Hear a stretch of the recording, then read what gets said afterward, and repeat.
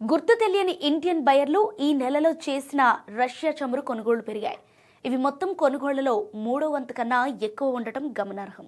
November నెలలో కూడా ఇదే పరిస్థితి నెలకొంది. నవంబర్తో పోలిస్తే డిసెంబర్లో మిగతా కొనుగోలుదారుల షేర్లు తక్కువగా నమోదయ్యాయి. దీనికి సంబంధించిన మరిన్ని వివరాలను ఈ వీడియోలో చూద్దాం. రష్యా చమురు శుద్ధి కర్మాగారాలపై అమెరికా ఆంక్షలు అమల్లోకి వచ్చిన నేపథ్యంలో గత 2 వారాల్లో రష్యా నుంచి ఇండియాకి ముడి చమురు రాక సగటున 1.5 మిలియన్ బ్యారెల్స్ పర్ డేకి పెరిగింది. 2024లో ఈ సేల్స్ 1.75 ఎంబీటీగా ఉండగా ఈ ఏడాది తగ్గాయి. మన ప్రభుత్వ రంగ చమురు శుద్ధి సంస్థలు Indian Oil Corporation Limited, Bharat Petroleum Corporation Limited Russia ముడి చమురు కొనుగోలు కొనసాగించాయి.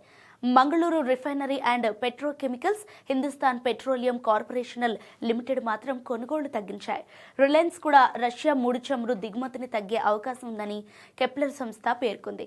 కొత్త ఐసీఈ నిబంధనలు, కొనసాగుతున్న ఓఎఫ్ఏసీ ఆంక్షలు రష్యా ముడి చమురు దిగుమతుల చుట్టూ ఉన్న విస్తృత ఒత్తిడి దృష్ట్యా జామ్నగర్ రిఫైనరీ రష్యా ముడి చమురు తీసుకోవడం క్రమంగా తగ్గిస్తుందని ప్రాథమికంగా తెలుస్తున్నట్లు పేర్కొంది.